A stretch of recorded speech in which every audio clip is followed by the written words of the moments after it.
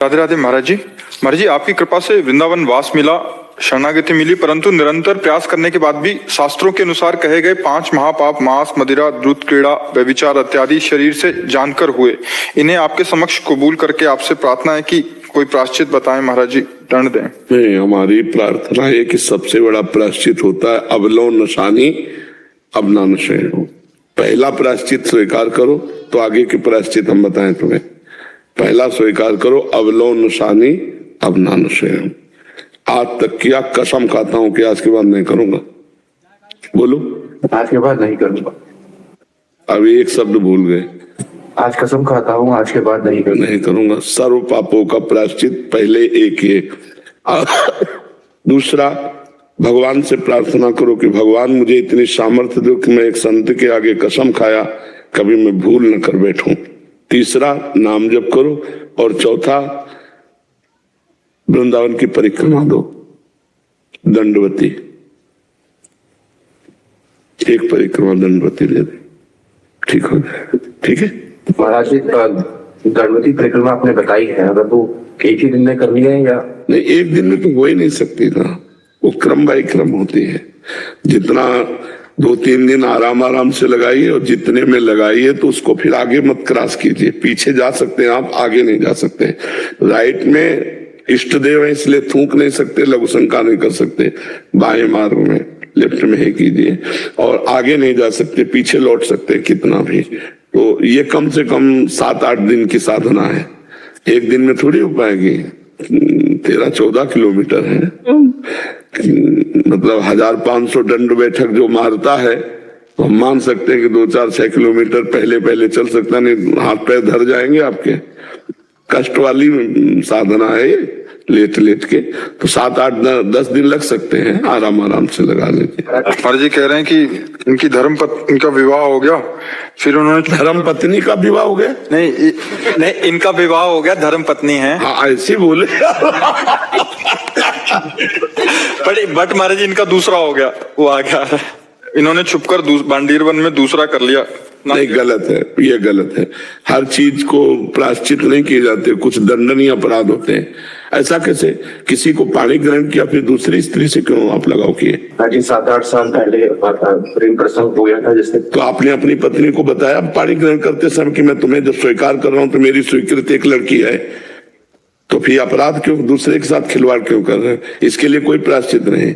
इसके लिए जलना होगा, इसका दंड भोगना होगा। अभी हाथ पैर जोड़ करके उसको, जो प्रथम पत्नी है, जो अभी वाणी ग्रहण संस्कार किया है, जिसके साथ उसको पूरा सेवा सत्कार कीजिए, प्यार दीजिए। गुरु की गलती है, इसको सह लीजिए या क्षमा कर दीजिए। ये उसी से होगा, ये हमसे नहीं होगा। महाराज जी नाम बता पाए, और अगर उसको यही है निरंतर नाम जप कर रही है, वो भगवान की तरफ लग गई, अगर उसका हृदय जल गया तुम्हारी इस क्रिया को जान करके या समझ करके, तो उसके लिए कोई प्रायश्चित नहीं, तुम्हें भोगना पड़ेगा समय आने पर। ये कैसा खिलवाड़ किया जाता है जिंदगी में? अगर पहली थी तो पाणी ग्रहण क्यों किया? उसको स्पष्ट कह देती कि प्लीज मैं आपसे कुछ बात करना चाहता हूँ, मेरा प्रेम प्रसंग है, मैं आपको धोखे में नहीं डालूंगा, अब आपको करना है तो कर लीजिए। अगर अपनी बात हम कह देते हैं किसी से तो हमें दबने की बात नहीं रहेगी। अब उसको तो आपने स्वीकार कर लिया कि पत्नी रूप में, इसके बाद दूसरे से चरित्रहीनता। अब ठीक हो जाए यार, नहीं बहुत दुर्गति होगी इन सब आचरणों से। कुछ नहीं रखा, भोग लिया, कुछ मिला क्या तुम्हें? फिर क्या है?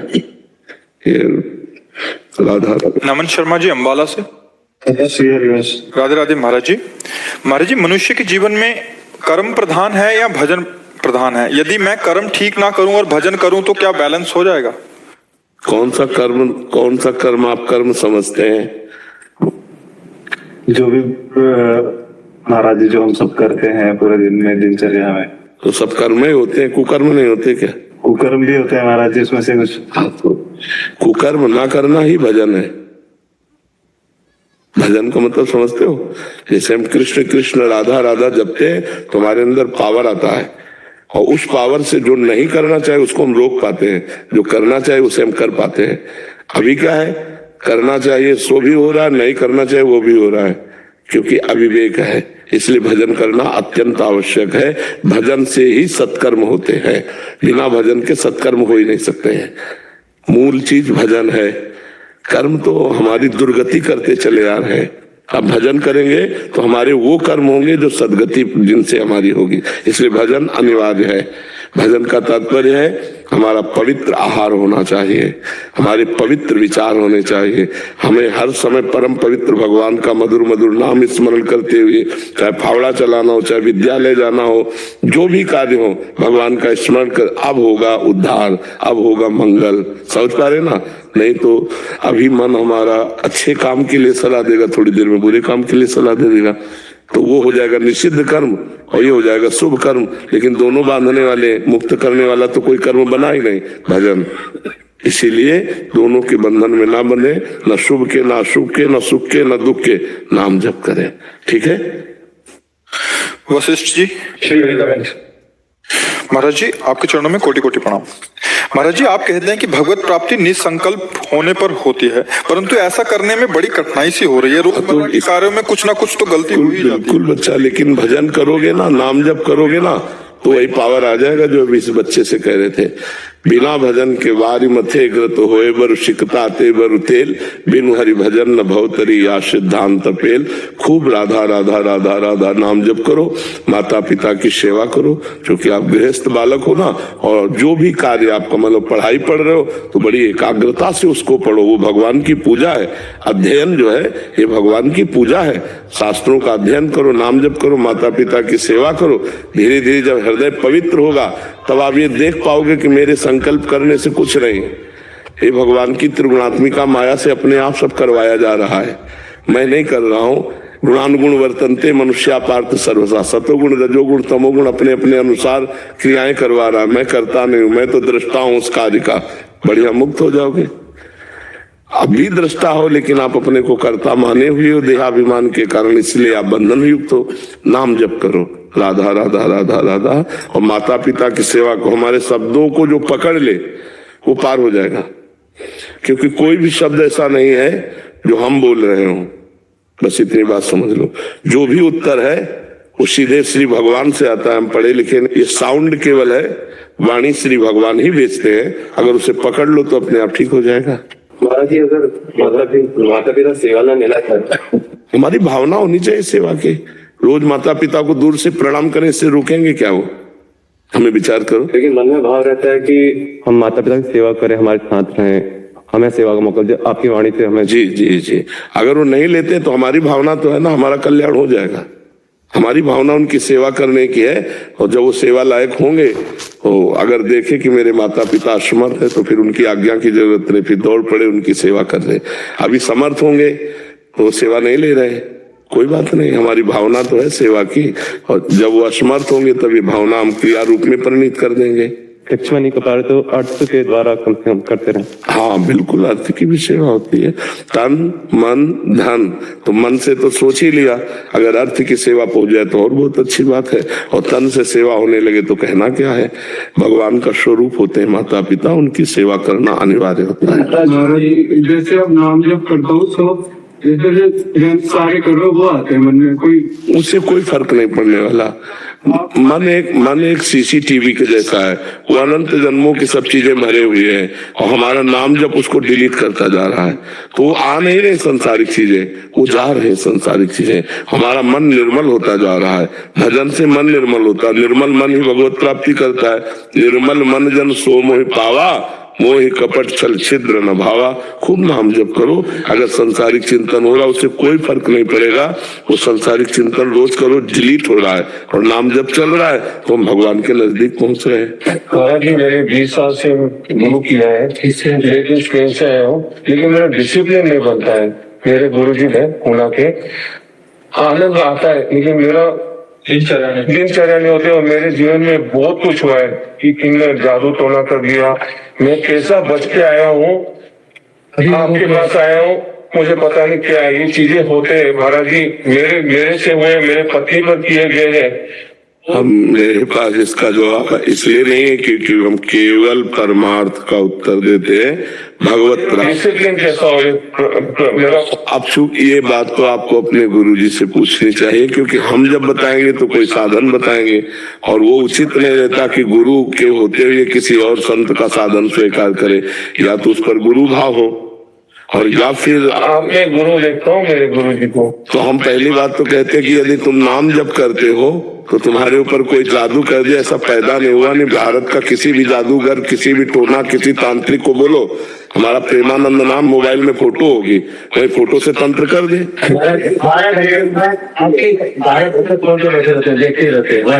हम इसीलिए कह रहा हूँ आपसे कि अगर आपको विश्वास हो, अभी मेरा सिमरन कैसा हो गया बस।